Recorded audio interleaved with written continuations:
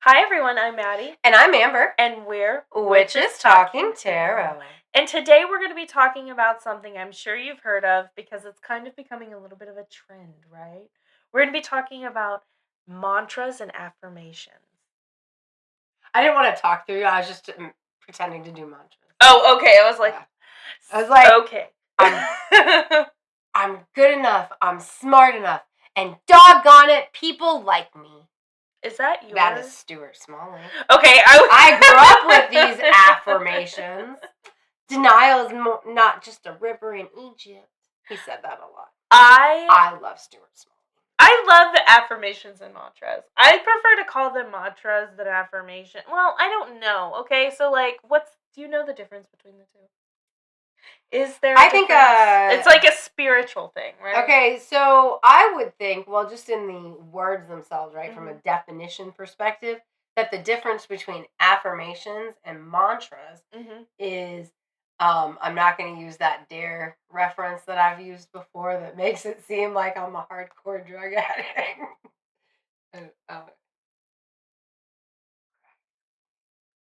Oh God! Okay, that's hilarious. But it's like affirmations are mantras, but mantras are not affirmations. Like, so an affirmation is a mantra that is like, I'm good enough, I'm smart enough, and doggone it, people like me. I'm gonna have a great day. Today's gonna be good. Today's gonna bring me good things. Like, these are affirmations. They're in the affirmative. I believe the difference in a mantra and an affirmation is that a mantra does not necessarily have to be like a positive what have you. Yes, generally a mantra's intention is to bring positivity to the plate, but a mantra, I believe, is just a thing that would be repeated. Okay. You know what I mean? Like, so one of the things, a person's mantra, something they always say, but that doesn't necessarily mean it's this positive, gonna get me something good, like an affirmation. Or make me feel better. I'm sorry, not get me something good, but make me feel better. Because affirmations are very much for, like, our own self. Maybe. So what I like to say is if I'm having an anxiety attack, which happens often, specifically health anxiety, I have horrible health and death anxiety lately. So one of the things I've been saying is like, I am fine. I'm okay.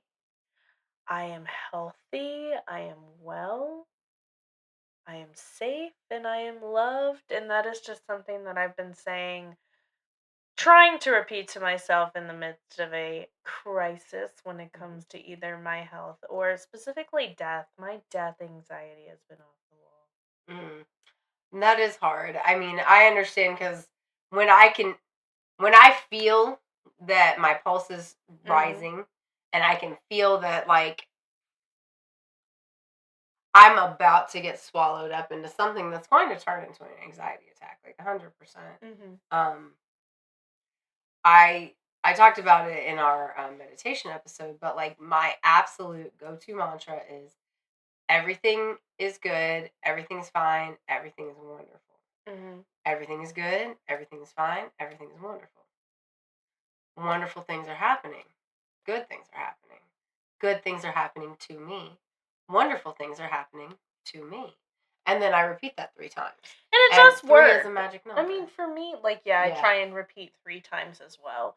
And, it does work sometimes. Sometimes. I mean, does it work every single time? Well, I mean, if you do it long enough and hard enough, and I don't know, maybe that's my OCD coming out. I mean, maybe if I tap on this real quick, 3 times, then it'll, you know what I mean? Right. I'm like, for me, it's like, does it prevent the concern that is existing in me?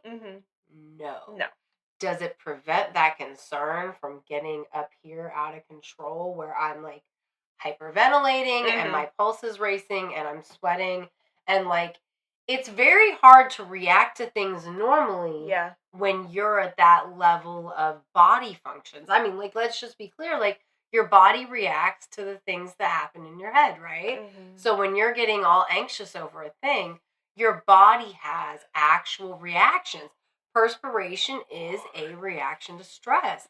Heart rate, adrenaline rising, these are reactions to stress.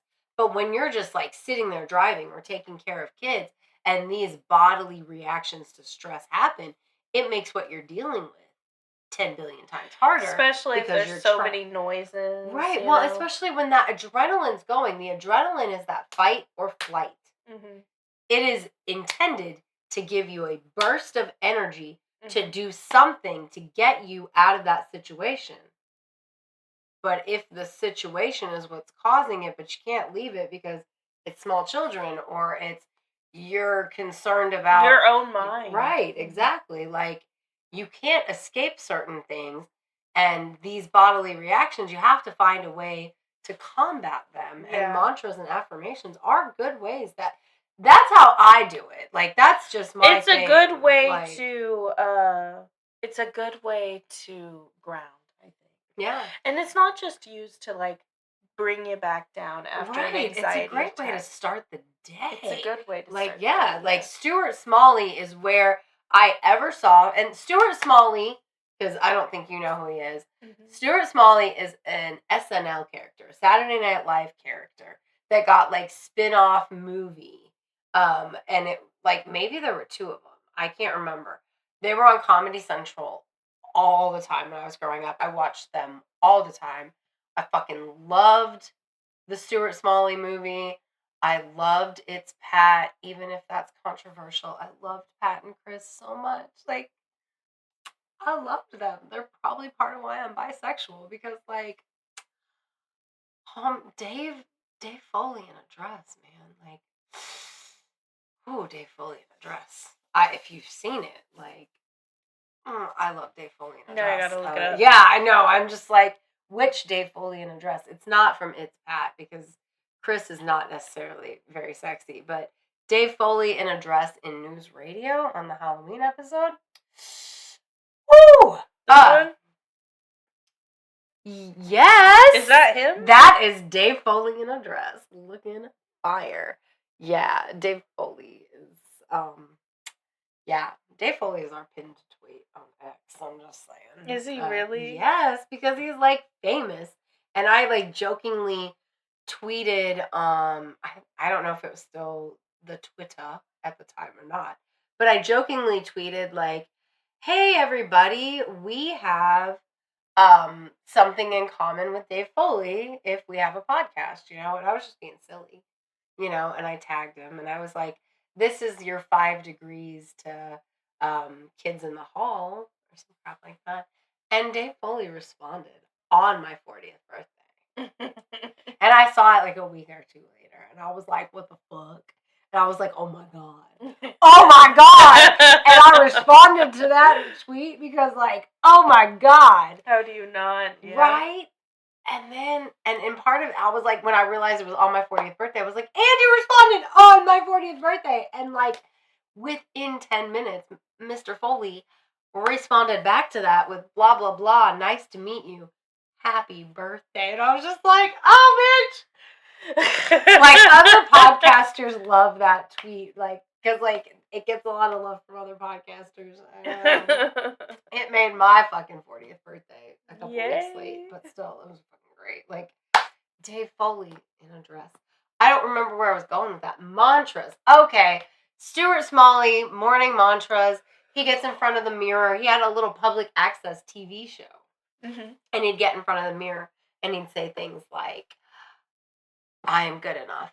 I am smart enough. And doggone it, people like me." He's like real animated. If you like Stuart Smalley, that wasn't a terrible impression, right? Right? Tell us in the comments. Anyway, that's where I learned morning mantras, in the mirror, and I love it. I love it. I started doing them when I was like 10. I need to do them more often. I need to do them more than just when I'm having anxiety. Yeah. I need to wake up in the morning and do them. But, you know, you don't just have to say it out loud and repeat it. Mm-hmm. You can put affirmations and mantras into your morning cup of coffee. Yep. Stir that shit into your morning cup of coffee. Yeah.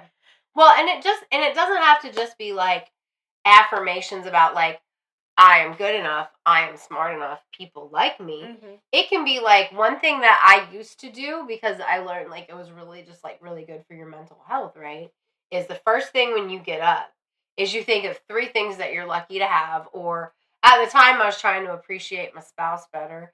And so, yeah, mad at him right now, y'all. Anyway. Don't let these affirmations fool you. Yeah, this was like a couple years back, and I was trying to work on it, and I got it down, and now I'm loving myself. Damn it. Anyway, no, but I'd get up and I'd think of like 3 good things about that, or about that, like our relationship, or about him, or things that like he does for me that help me have a better life, like that kind of stuff, And like waking up and immediately thinking of 3 positive things, excuse me, whether it's about your spouse, your life, yourself, whatever, that actually helps your mental health for the rest of the day. You know what? I believe it does. I absolutely believe it, because I've noticed that there's also a trend going around on TikTok, which is true, but people are stupid about it. Whatever you eat in the morning for breakfast, for example, sets the tone of what you want and crave the rest of the day. So let's say you wake up and you eat a bunch of waffles with syrup or a donut. That's going to set the tone for your cravings for the rest of the day. So it's going to be high sugar, high carb, high fat. Whereas if you wake up and you eat a high protein breakfast, like let's say an omelet with spinach and mushroom, that's going to set the craving for the rest of the day. It's going to fill you, but you're going to have that nutritional content. Be tasty. It's also going to make you feel like, okay, I'm going to continue this healthy eating type thing. And also like getting up and going on a walk in the morning. You know what I mean? It's going to continue. Good decisions spiral to good decisions is what I'm getting at. But I'm a little ashamed of myself right now, because I'm over here like, when I get up and have an unpleasant healthy breakfast that I don't like, not like what you just said, because that sounds like a delicious, like it's healthy but delicious, right? But like, I'm not big on, like, let's say berry parfaits with granola, right? So if I were going to be like, I had that for breakfast. Yeah, I know, we have very different things. Me too. I had that exactly. Like, and I will eat that, but like for me, that's like, this is my penance. Like, that is my Lent breakfast, guys. Like, no, I hope everybody that's Catholic enjoyed that joke. But like, it's not bad.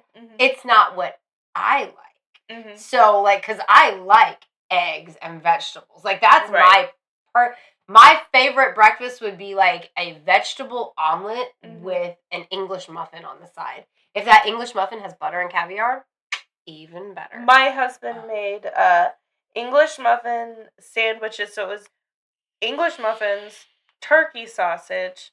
It's not as good as regular sausage, guys. It's fucking not, but whatever. It's better for him. Anyway. So it was turkey sausage, spinach, and then a fried egg. So that was the sandwich. And then like a super tiny like little side parfait, like one of the really, like, it was just like a couple spoonfuls of yogurt and then like some berries on it as well. It was a really good, really healthy breakfast. It was fucking phenomenal. No, look, there is something, to me, there's a difference between parfait and yogurt with berries. I don't know why, but there is. I didn't put any granola on mine because my husband got the wrong. Well, and it's like a parfait granola. being like that layered bit that usually, like, your shit at the bottom is very soggy by the time you get there, right? But like a yogurt that's got fruit and granola on top, I'm eating all that crunchy stuff and whatever at the beginning bites, right? Right, exactly. Unless I choose to mix it up. But either way, it's not like the parfait. Like, McDonald's, bring back your parfaits. I was about to say, that's what ruined me on parfait. What? Oh. I love them. And then you put the granola on top. So good. But yeah, so processed. I just don't my like husband, fruit, guys. No, I get like I said, this is a me thing. But like, I'm more more enticed that after I have a breakfast I don't like because it's healthier. Now later, I deserve that donut. Really? Yes. I'm the opposite of what you're saying. And I'm like, everybody's different. So it's like it's quote unquote become a TikTok hack where you eat something healthy in the morning, whether that's something with spinach or that's like something like that, so you don't have to worry about it. I get it. I do, because look, I have eaten so well today. I told you about my breakfast. I have also had like some Oreos. That got me. Well, the way I see it is that your body craves what it needs. Now, maybe your body thinks it needs more fat and sugar because your body likes fat and sugar. And when you get fat and sugar, your body's like, ooh, stock up because that shit's available and winter's coming. You know what I mean?